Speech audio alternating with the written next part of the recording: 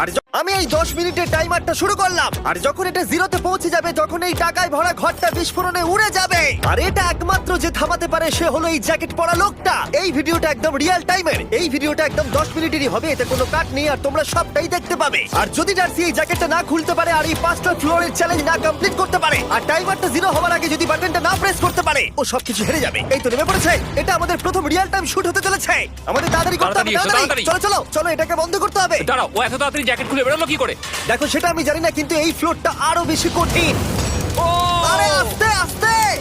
বাপ রে, তুমি এখানে আগুন জ্বালিয়ে দিয়েছো? ঠিক আছে, তাহলে এই গেট থেকে বেরোনোর জন্য তোমাকে লক পিক দিয়ে এর তালাটাকে খুলতে হবে। তাড়াতাড়ি করো তাড়াতাড়ি! ডার্সি, তুমি পারবে।